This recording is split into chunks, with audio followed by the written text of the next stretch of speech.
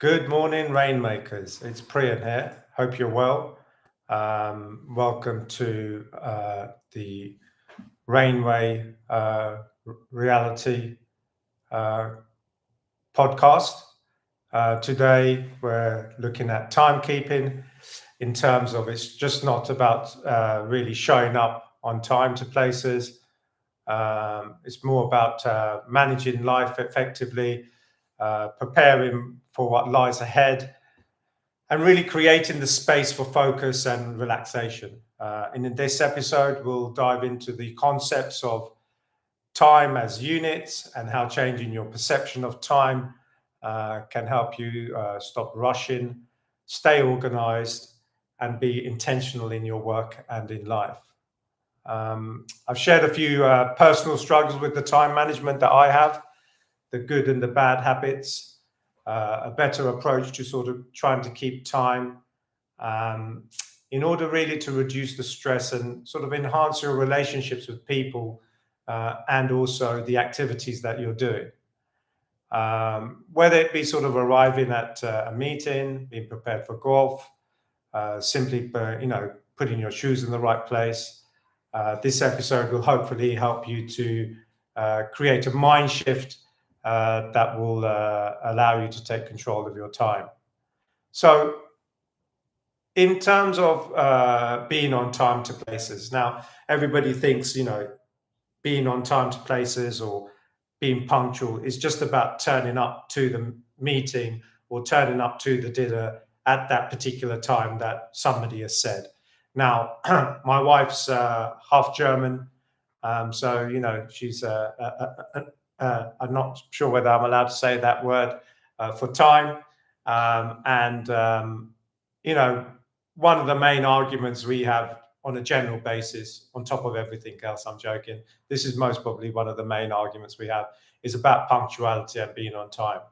I'm Sri Lankan, have an island mentality and a relaxed attitude towards getting to places on time, which was built in by my culture.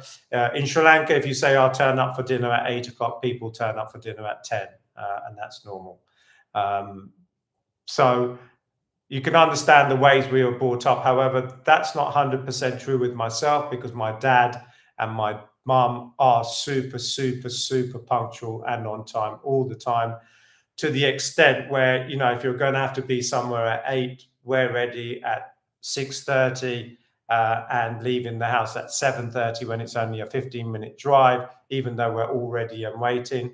So maybe due to the fact that I was made to be so punctual, struggling against my island mentality, which was different for everybody else, I then got prone to not being as on time as I should be, and therefore have this mentality of the just in time guy. So the just in time guy is okay, yeah. In my mind, the way I see it is that if I turn up to a meeting half an hour early and I'm sitting there, I'm then wasting 30 minutes of my time where I could have been productive in terms of if I was doing an Excel sheet or working on something, then I could have been doing that for an extra 30 minutes. Now, if that 30 minutes then adds up for 4 or 5 meetings, in theory, that's about 2 hours. So hence, like, I'm thinking, oh, that's 2 hours of wasted time where I could have been working. In reality, though, what happens is that I do work. I can't work half an hour. Of course, I work 15 minutes. Then what happens is then I realize I'm going to be late. So then I'm rushed. My blood level, blood pressure is high. I'm driving around like a mad hatter or running to places. I arrive there just in time, but I've had no time to really prepare for the task in hand, whether it be for golf or whether it would be for a meeting, or even if it's a case of I've now set my time to move from the Excel sheet into my callbacks, and I'm rushing into it. Now, you may say, well, is that a good philosophy? No, I don't think so in hindsight now. It worked well for me because it created energy and enthusiasm. However, in hindsight now, I think I can have been more punctual in terms of understanding what we discussed yesterday in terms of focus. It would allow me to focus and train the mind to be relaxed and get somewhere early, prepare what I want to say, get into the Zen-like state, whether it be what I'm going to do and focus on.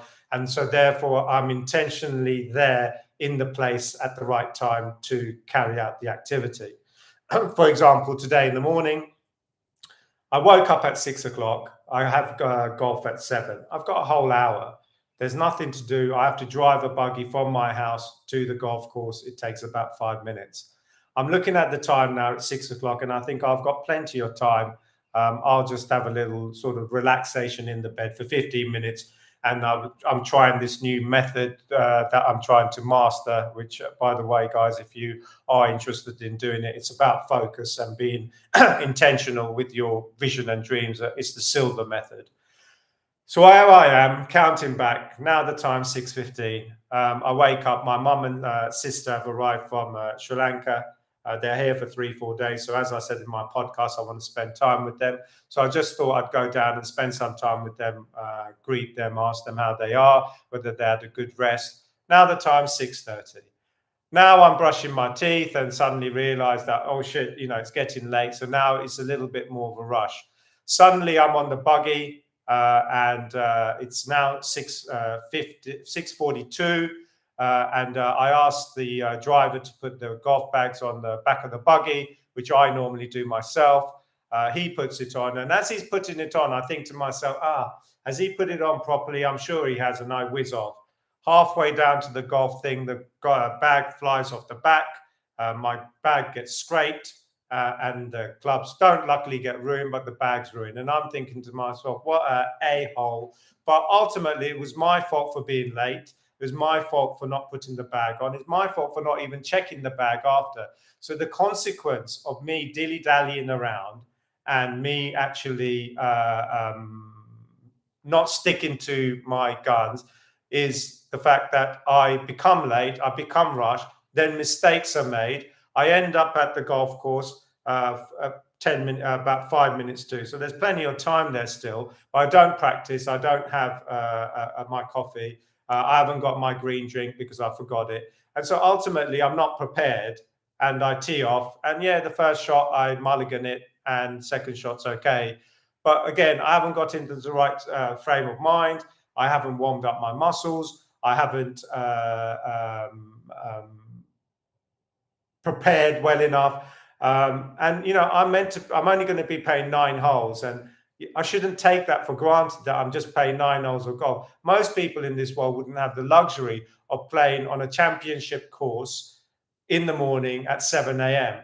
I do, and then I waste it by just thinking I'm playing golf, whereas I should be savoring every moment of that and preparing to have the best round that I can have.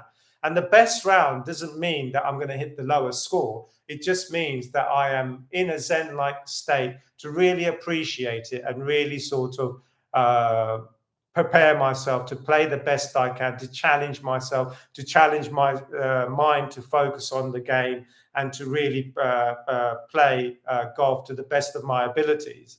So not only have I let myself down there, but I've also near destroyed my bag. Now, this pattern happens all the time. And because it happens all the time, I think it's okay. And today, now speaking to you for the first time, I actually think it's not okay. It's not correct. And if I hadn't spoken to you on this podcast right at this very moment in time, I would have carried on doing that continuously. And now I'm going to make a conscious effort the next time I play golf that I am going to go early. I am going to practice. I'm going to take the time to visualize my game and see how I'm going to play and really enjoy the moment rather than carrying on the old routine and the old system. My thing is that I think you have to sort of understand time in terms of the way you look at it, frame it, 1 hour units. So if I'm setting my calendar, when I'm setting my calendar, again, a bad habit I have, meeting 9 to 10:30, and then 10:30 to 11:30 is a Zoom call meeting, and I've not left myself enough time, even 15 minutes or whatever, in order to have a drink, to reset or whatever. Ultimately, it does happen like that. But in my mind, the calendar is back to back, looking like that. So ultimately, again, I miscalculated the time with my friend Dulanka. He wanted a shout out. Let's see if he's listening to my podcast. And I was meant to have a Zoom call with him. He's in Australia.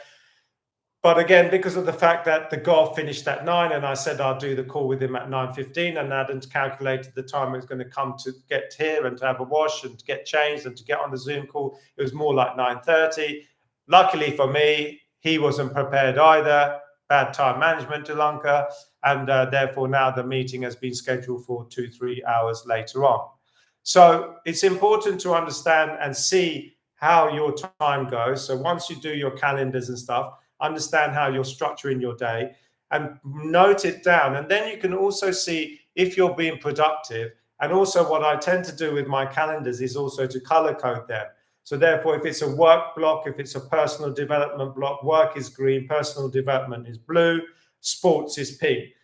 The reason I do that is then at the end of the week, I can look through my calendar and I can see whether I've done enough sports and gym by the pink blocks, enough work, enough personal activity, enough family activity, and I can get a visual representation of what I'm doing.